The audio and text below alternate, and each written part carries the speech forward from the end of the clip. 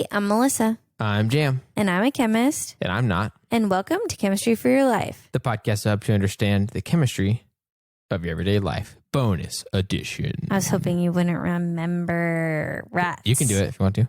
Bonus edition times 2. That's right. I'm so excited. We have lots of good questions from 2 of our staple question askers, Anthony and Steven, this week. Awesome. Should we just get into it? Let's get into it. Let's do it. Okay. First question from Anthony C. is in regards to the breathalyzer episode. Mm-hmm. So he said, I don't think you ever said it explicitly, but does gaining an oxygen make it lose an electron? Okay, so I think what Anthony's talking about here is when I talked about oxidation being increasing number of bonds to carbon, but the traditional definition is oxidation is losing electrons. Mm-hmm, mm-hmm. Oxidation is losing, reduction is gaining electrons. Mm-hmm. So he asked, does that still happen? Are you still losing the electrons? And technically, no, you're not losing them fully, but oxygens have really strong electronegativity, which means they're good at pulling the electrons towards themselves. Mm-hmm. So if 2 atoms are trying to share electrons, oxygen does not share evenly. One person each gets 1 electron. It's more like oxygen takes all the electrons for itself and leaves a little bit of a positive behind. Okay. So the answer is sort of loses an electron. It loses electron density. Okay. Interesting. Okay. So that's my answer to that. Anthony's next question is, what is in the plain corn syrup that isn't high fructose? So I looked this up. I just Googled quickly, and it seems like Caro corn syrup that they sell on shelves is sometimes also called glucose syrup because it's made almost entirely of glucose. Interesting. So I think that would mean it would be less bad for your body because it's not the kind that processes in your liver. Mm-hmm. But my friend Amber said to me recently after listening to this episode, bring back the fiber. So I still think that glucose needs to be mixed in with fiber. He asked about, and I don't know a ton about this, but I do know that glucose content has something to do with glycemic index, which is about how much it raises or lowers your blood sugar, but I don't know a ton about it. Okay. Interesting. Our next question from inquisitive listener, Stephen H., is the initial 42%, 58% split of high fructose corn syrup, the fructose and the glucose content, right, actually healthier than table sugar?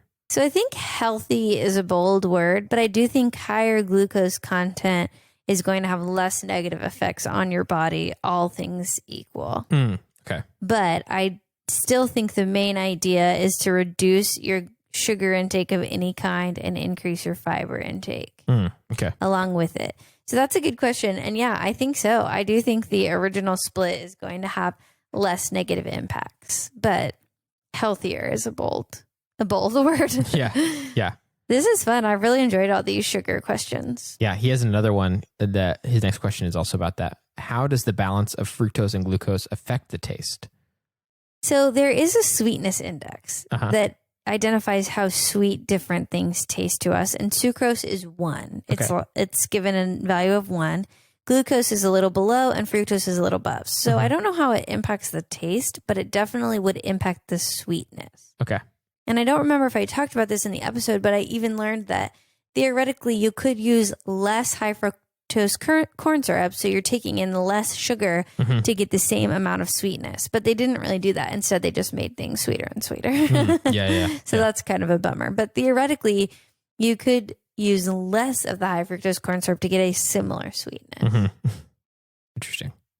And that means that I think that Caro corn syrup would taste less sweet a little bit than table sugar. Right.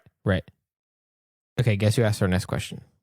Stephen H. Yep, Stephen H. again. Here's the thing. Stephen H. asks questions that are really good for a Q&R. They're about the questions or topics we've already talked about. They're ones I usually can answer pretty quickly. So they just lend themselves well. Yeah. So thanks, Stephen, for your questions. Yeah. A lot of other people ask questions that are much better for episode length. Yeah. Which even the BPA question, that that came out of a listener question. So totally. So this is more switching gears to about candles. What effects does wick length have on the candle's combustion reaction? What's the purpose of trimming the wick? In quotes. Okay, I just quickly Googled this because I didn't know the answer to that. And the Google search came back with it helps control the amount of fuel. And that makes sense because it does determine how much of the liquid is getting sucked up into the wick before it's vaporized. So if you had more wick, you'd have more room for that to happen. So I think controlling the amount of fuel then would minimize the amount of soot and then also could make the candle burn more evenly. So that makes sense. But also, I've never trimmed a wick and I've also never had a problem. Sometimes I'll knock off those carbonized edges. Yeah. Yeah, that's interesting. I don't think I've ever done that either. But I also didn't know anything about candles until we talked about it. I didn't know any about the chemistry. Yeah. But I just let it be and never really mess with it. Yeah. I do think if enough of the wax got vaporized in those candles that kind of are almost like bowl shaped or that kind of come in close at the top, that could be a problem. But I don't know for sure if the wick would impact that. Yeah. I just could imagine vapor building up on top of I have one that's kind of dome shaped. It's the volcano candle that's really good. But it kind of has a wider base and a smaller opening, and I could see some vapor building up there. Maybe. Interesting. I don't know. Yeah. Then his next question goes back to the airbag episode. Does elevation affect airbag inflation significantly? Are they potentially more or less effective in the mountains versus at sea level? This is a great question, and I couldn't find any information about it. I would think this is a great question, Stephen. I was so excited because air pressure impacts the volume a gas takes up. If you have less air pressure, it's going to take up more volume. If you have higher air pressure, it would take up less volume. So I would think that would impact it. But I couldn't find any information. So my best guess is the really smart people who figured out how to get it to inflate and deflate in just a matter of seconds also likely figured out how to have some computers or sensors detect the atmospheric pressure and account for that. Because even on hotter versus colder days, I think that would impact the air volume. Yeah. So that's my guess. Yeah, that's interesting. But that's a great question. Yeah, seriously. I mean, it certainly would be one of the things we probably would find out quickly. Yeah. Because, if they put out airbags and then people in the mountains were having like way higher rates of, I don't know. So anyway, I think that seems like something that they would have had to think about. Yeah, it does seem like that. Yeah. But I couldn't find any information on it. So I don't know if if people haven't even thought to ask that question or what. Yeah. Interesting. Okay, this next question is from Sam. Burning plastics are very stinky. Why? This is not our Sam. It's a different Sam. Yeah. I just love how it's worded. This is a hilarious question, Sam. If I had to guess, I think it's when we burn plastics. That's usually when it goes past the melting phase and it starts to degrade. So I think there's some combustion reaction going on, but I don't think it's a full combustion reaction because there's other things besides just carbon in there. So my guess was the organic molecules within the plastic start to break down, but they're leaving behind some organic byproducts that just are bad smelling to us. Interesting. And there's so much in plastic, you could have so many different functional groups, so many different of the monomers that make up the polymers that I think it could just have there could just be so many things going on in terms of byproducts. Yeah. But that's my guess. I couldn't find any resources. Chemistry off the cuff. Yeah. Chemistry off the cuff. Our other podcast. That's what our friend Miriam suggested we start calling it whenever I just make guesses. Educated guesses. Yeah. Yeah. So this next question, I guess, is more of a bit of information. And this was an email that I got in my personal email from a colleague of mine. She's was a professor at UNT, and she ran the chemistry education program that I'm in now before she retired. So she's someone I know personally and professionally, you know, in real life. Yeah, cool. So she sent me an email. And just to summarize the first part of her story, she said that historically in the United States, there are things like gasoline that were continued in use even though we knew it was bad because the technology was patented and they were still making money.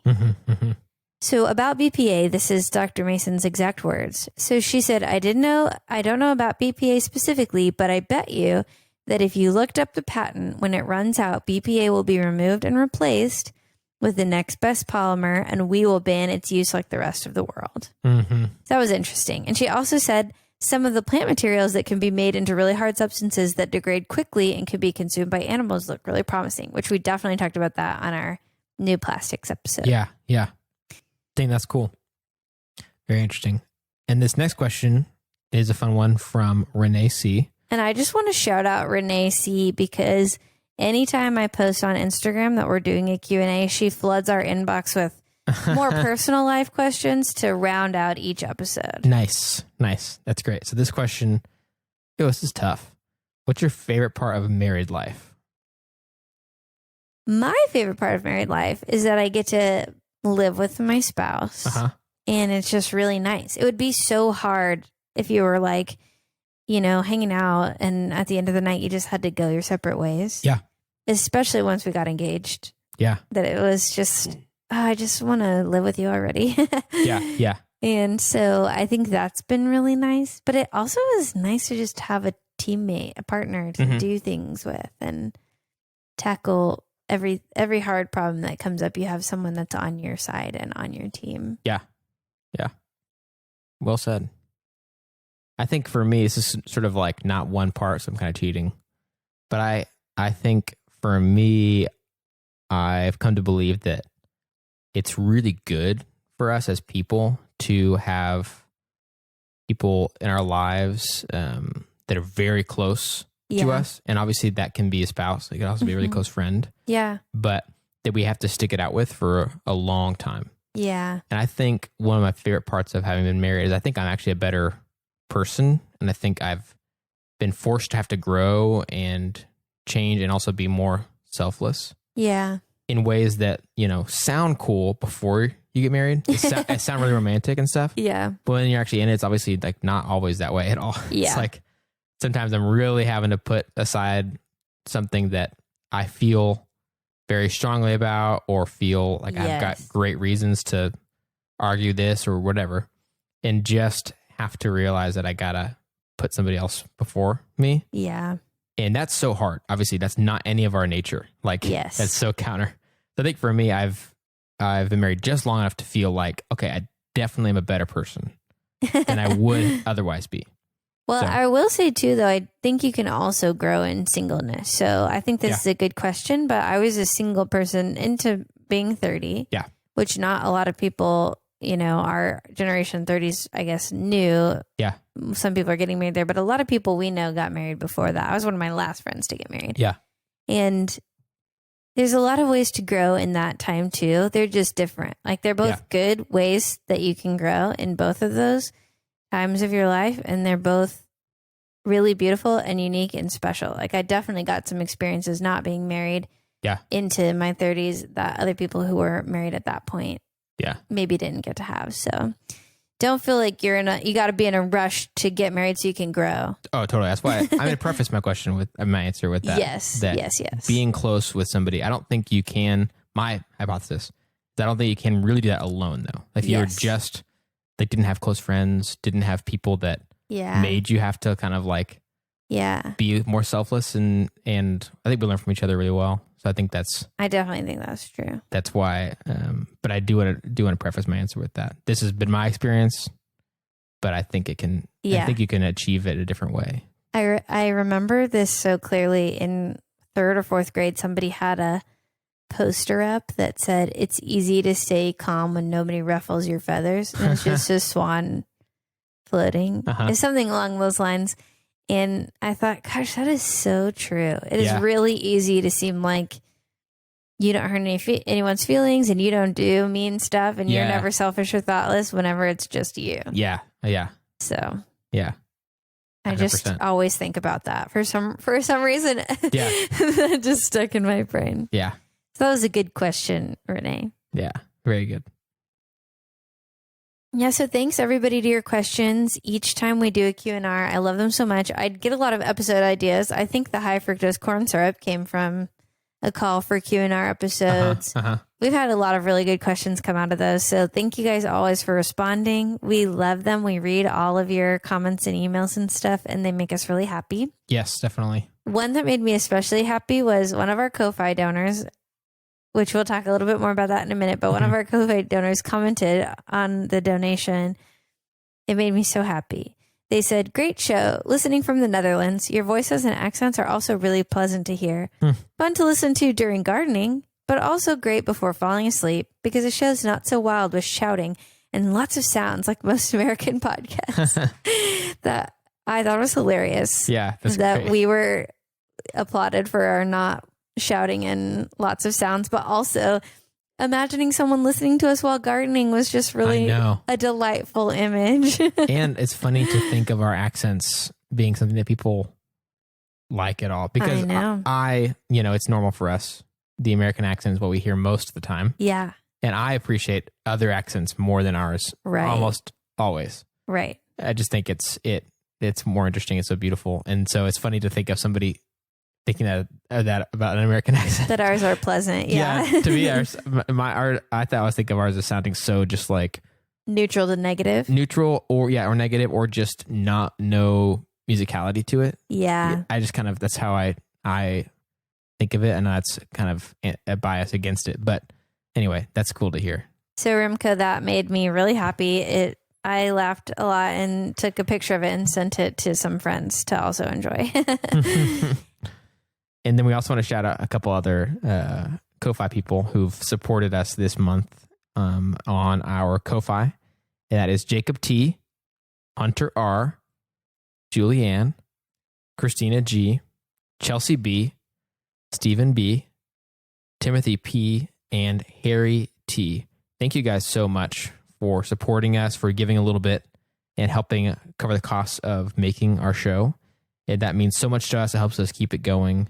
And we are just so thankful for our support, both you guys listening who are just out there supporting us, and then also you guys who go to our Ko-Fi and give a little bit. That means so much to us. It really does. It helps us keep going on the show. There have been times we didn't know exactly how we're going to make the ends meet, and now the show is at least supporting itself, which is really exciting. Mm-hmm. And it's all because of you guys and giving and supporting us. And we can think through this being a more long-term career possibly for both of us. So that is very exciting. Yes, definitely. This episode of Chemistry for Your Life was created by Melissa Collini and Jam Robinson. And we'd like to give a special thanks to E. Robinson who reviewed this episode.